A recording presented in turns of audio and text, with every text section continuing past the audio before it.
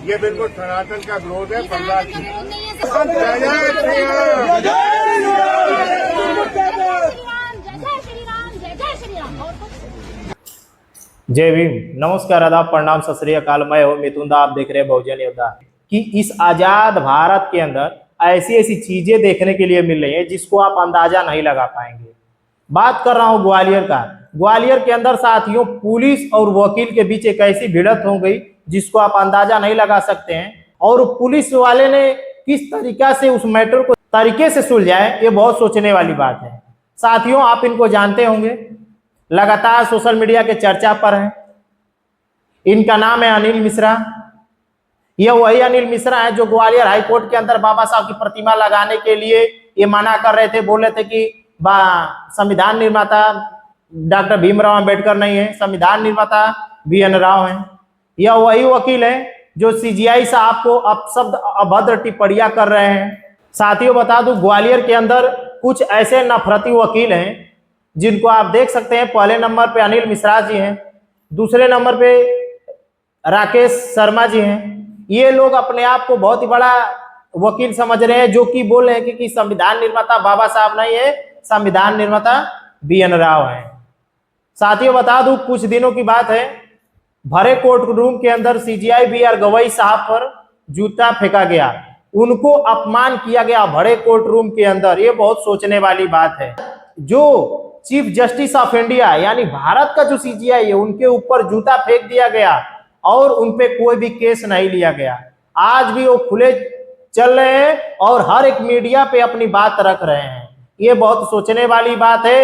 ये देश की जनता, ये आजाद भारत की जनता मध्य प्रदेश की सरकार से पूछना चाहती है कि आप क्या कर रहे हैं। बता दूं साथियों कि इनके अंदर नफरत वाली चीजें ऐसी इतनी कूट कूट के इनके अंदर भरी है बाबा साहब के प्रति कि आपको बयां नहीं कर सकते हैं। ये वही वकील है जो बोल रहे हैं लगातार हर एक सोशल मीडिया के माध्यम से कि बाबा साहब डॉक्टर भीमराव अंबेडकर इस देश की संविधान निर्माता नहीं है, बल्कि इस देश के संविधान निर्माता BN राव हैं। बता दूं साथियों कि ग्वालियर के अंदर लगातार जातिवाद चल रहा है और ग्वालियर के अंदर अभी बहुजनों ने एक मोर्चा निकाला है, जूता फेंको आंदोलन। तो जूता फेंको आंदोलन आप समझ गए होंगे किस पे होने वाला है।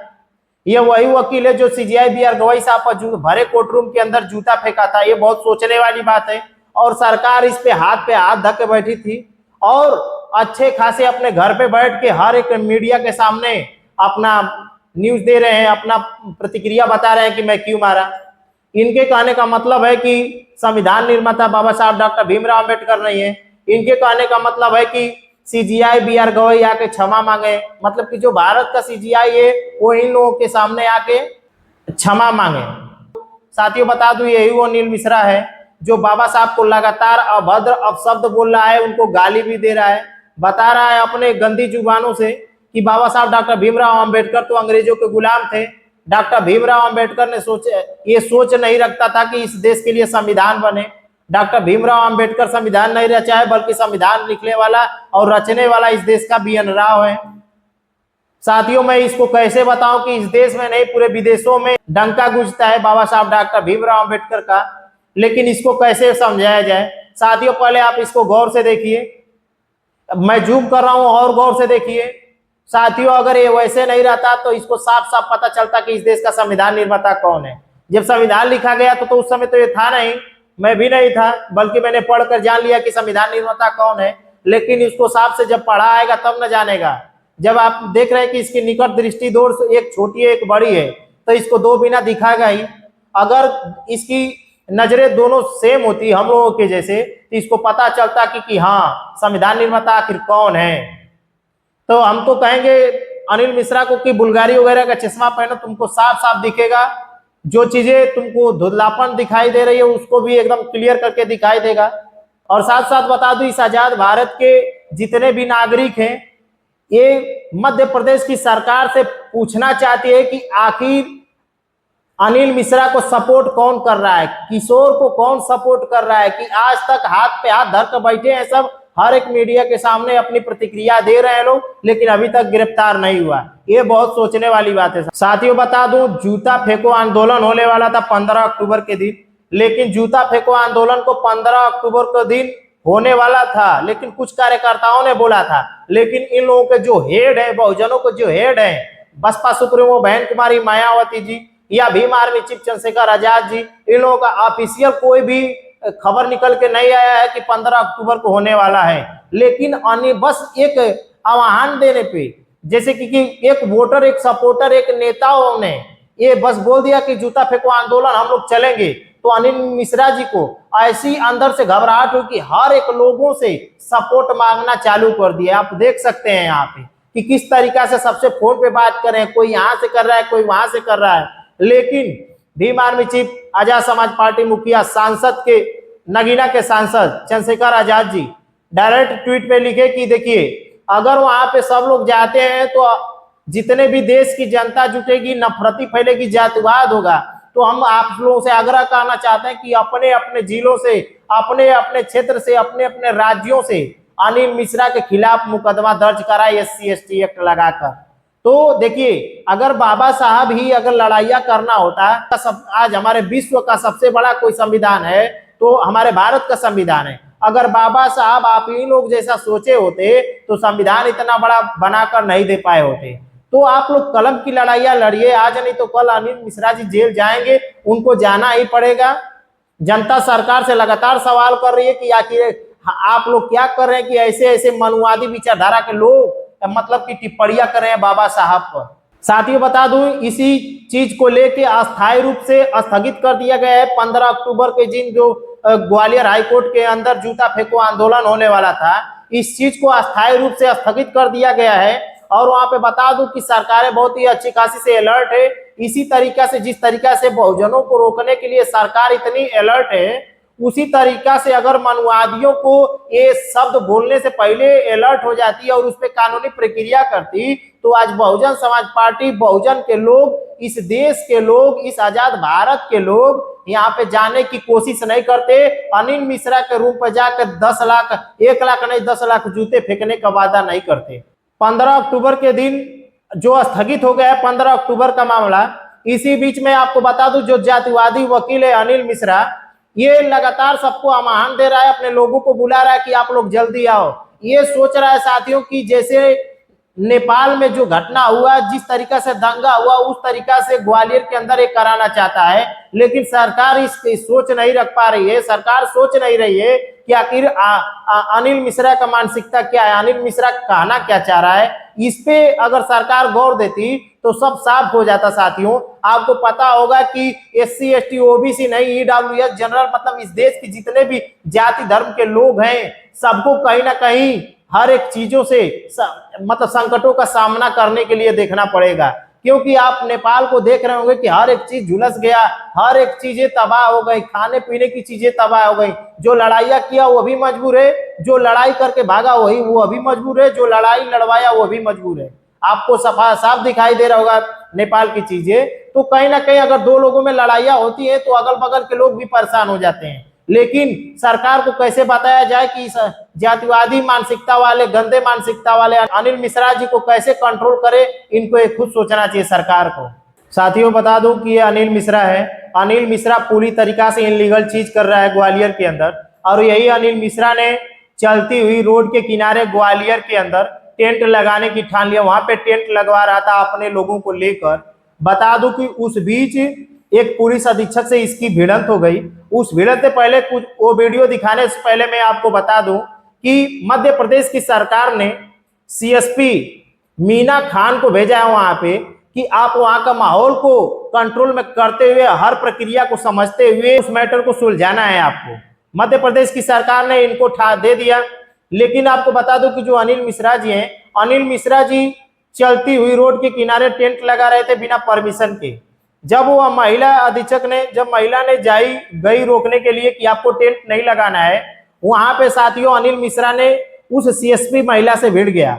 और भिड़ने के बाद वहां पे जब महिला बोली कि आप कहाँ से ऑर्डर लिए हैं, पहले वो ऑर्डर दिखाइए तब मैं लगाने दूंगी, तो ना उसके पास ऑर्डर था ना कुछ था। टोटली कहा जाए तो अनलीगल तरीका से वह लगा रहे थे, बलजोरी करके लगा रहे थे अनिल मिश्रा जी। साथियों, बता दूं उस बीच अनिल मिश्रा के साथ जितने भी तमाम लोग थे वो महिला अधिकारी से भिड़ गए और किस बात के लिए भिड़े मैं आपको बता दूं। साथियों बता दूं कि अनिल मिश्रा समझ गया था कि हमको अपनी गलती का स्वीकार करना पड़ेगा। यह महिला हमारे साथ टाइट से पेश आ रही है। तो साथियों बता दूं अनिल मिश्रा ने वहां पे एक गेम खेला। कौन सा गेम खेला? धर्म का चोला तुरंत फहरा दिया अपने लोगों पे। किस तरीका से फैलाया जानते हैं? किस तरीका से इस तरीका से फैला दिया। अनिल मिश्रा ने लगातार जय श्री राम के नारे लगाने लगे और बोलने लगे कि ये सनातनी का विरोध कर रही है महिला ने।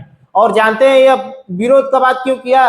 क्योंकि जो सीएसपी महिला है वो मीना खान है। क्या है? मीना खान एक मुस्लिम समुदाय से है महिला। इसलिए अनिल मिश्रा ने वहां पर भी जातियां फैलाने की कोशिश किया। जिस तरीका से अनिल मिश्रा जय श्री राम के नारे लगाने लगे और अनिल मिश्रा के जितने भी साथी थे वो भी जय श्री राम के नारे लगाए लगे, तो ये सोचा कि जय श्री राम के नारे लगाएंगे, सनातनी का विरोध जब कहेंगे कि यह महिला ने विरोध कर रही है तो महिला आके हमारे पैर पे गिरेगी और क्षमा मांगेगी कि वकील साहब हमको माफ कर दीजिए। लेकिन यहाँ पे मैटर तो पलट गया। मैटर इसलिए पलटा साथियों ना कि अनिल मिश्रा ने लगाया कि ये औरत सनातन विरोधी है, जय जय श्री राम के नारे लगाने लगे। अनिल मिश्रा सोच रहा था कि महिला जो सीएसपी है ये मुस्लिम है, जय श्री राम का नारा नहीं लगा कि हमारे जितने भी सनातन ये भाई हैं इस महिला पर हमला बोलेंगे। लेकिन उस महिला ने जय जय श्री राम के नारे भी लगाए और ये भी बताया कि हम हर एक धर्म को मानती हूँ और तुम्हारे जैसे नहीं कि कोई भी बात होता है तो धर्म का चोला पहन के तुरंत खड़ी हो जाती हूँ।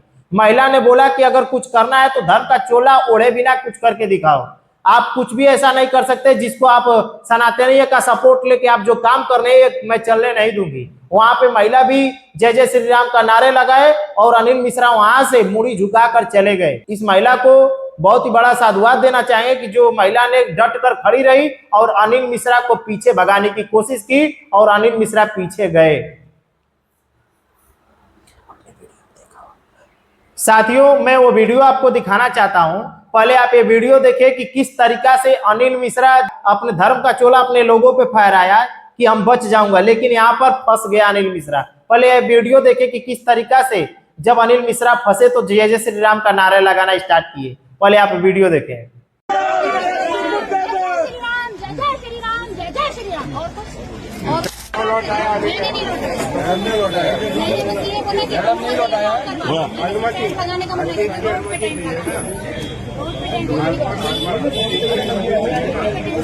आपने कितनी अनुमतियाँ दी थी? मैं आज नहीं बहस करेंगे। आज आपको बताना पड़ेगा जब लोग इकट्ठे होते हैं तब आप कौन सी अनुमति दी आज तक आपने? जब मूर्तियाँ लगाई जाती है कौन सी अनुमति दी आपने? जब धर्मांतरण होते हैं वहाँ पर इतनी इकट्ठी होती है नहीं। मैं आज बिल्कुल आपसे निवेदन फिर से कर रहा हूँ कि आपसे एसडीएम साहब काम कराओ ना। नहीं आपने 2 बार ये टैंक वाला लौटाया। ये बिल्कुल सनातन का विरोध है। सनातन का विरोध है।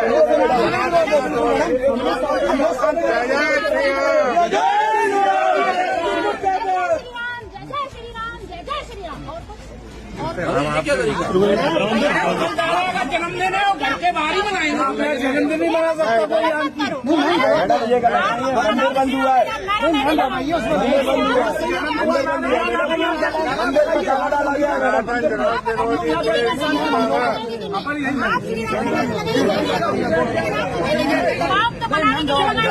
साथियों आपने देखा कि जिस तरीका से अनिल मिश्रा फंसे तो जय जय श्री राम के नारे लगाने लगे। ये लोग बोलते हैं झूठ सुबह साफ, जब जनता पूछती है तो बोलते हैं जय जय श्री राम। इन लोगों का यही कहना है। साथियों मैं बता दूं इस देश की जनता को सोचना पड़ेगा कि जब सरकार से कोई चीज पूछी जाती है तो सरकार जय जय श्री राम का नारे लगाकर चल देती है। यहाँ पर अनिल मिश्रा भी उसी चीज से आया हुआ है। अनिल मिश्रा भी जब चीज में फंस गया तो जय जय श्री राम का नारे लगाने लगे और जो अनिल मिश्रा के जो चाहतक थे वो भी जय जय श्री राम के नारे लगाए लगे।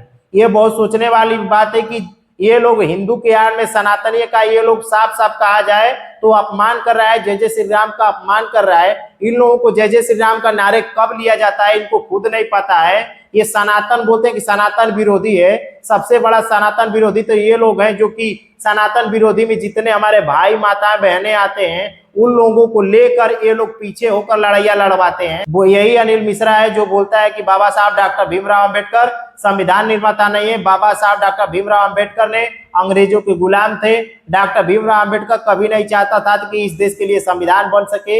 इसको कैसे समझाया जाए साथियों?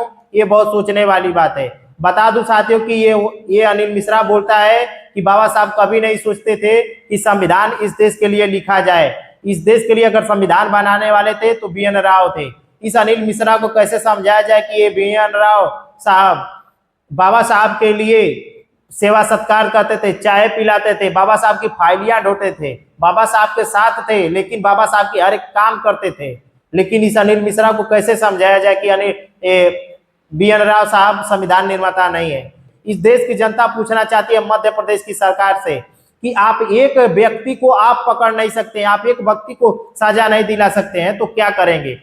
धर्म के आड़ में बहुत ही जातियां फैलाई जा रही है, लेकिन इस राज्य की सरकार को सोचना पड़ेगा। सबसे बड़ा साधुवाद, सबसे बड़ा तारीफ हम देना चाहते हैं सीएसपी मीना खान को। जिस तरीका से अनिल मिश्रा को समझाया, सबक सिखाया, मीना खान के लिए तो तारीफ तो बनती है। कमेंट बॉक्स में आप जरूर बताइएगा।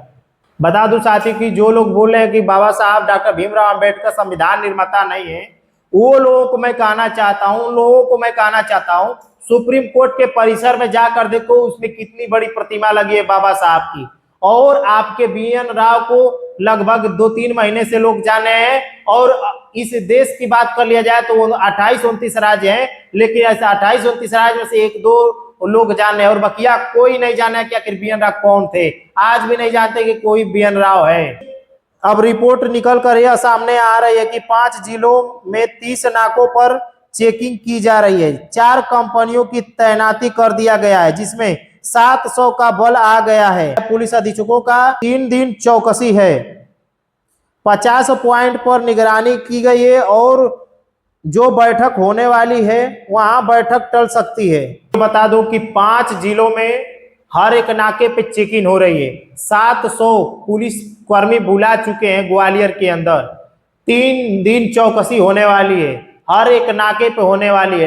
सोचिए साथियों, मध्य प्रदेश के अंदर इतनी जातिगत फैल चुकी है, इतनी जातवादी फैल चुकी है कि आप सोच नहीं सकते हैं। आपका भी सोच के रूह कांप गया होगा कि इस अकेले व्यक्ति ने पूरे मध्य प्रदेश को गद्दा करके रखा है। लेकिन सबसे बड़ा सवाल कि आखिर मध्य प्रदेश की सरकार ने हाथ पे हाथ रख कर क्यों बैठी है।